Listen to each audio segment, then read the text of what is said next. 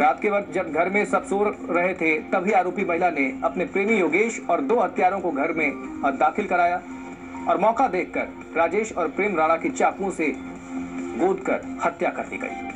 हत्या के बाद शवों को ठिकाने लगाने के लिए योगेश सेंट्रो कार में शवों को लेकर डोईवाला के जंगलों में गया और कार में आग लगाने की कोशिश की, लेकिन योगेश ने जैसे ही कार में आग लगाई तो आरोपी योगेश खुद झुलस गया।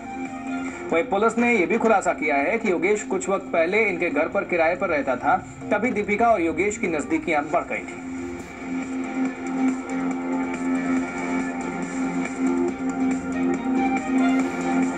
पुलिस ने मेरी थी, मैं नहीं चाहता था कि वो रहे। कोशिश करी थी पहले कि दूर हो जाए, लड़की 4-5 सालों से कोशिश कर रही थी कि वो लड़के से दूर हो जाए।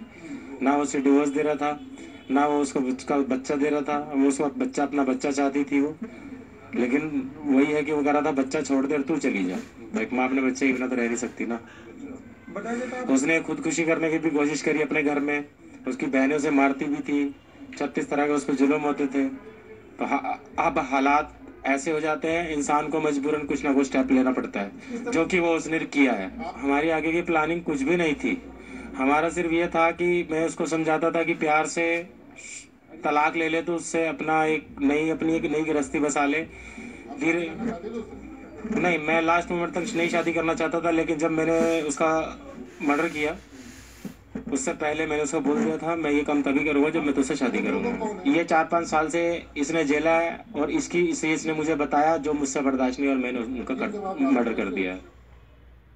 जो चीज़ करनी थी लीगली करनी थी, लेकिन अचानक से कुछ ऐसी सिचुएशन क्रिएट हो गई जो ऐसा कर दिया। आपको उकसाया था इस सब के लिए? नहीं। आपको पछतावा है अपने इस करने पर?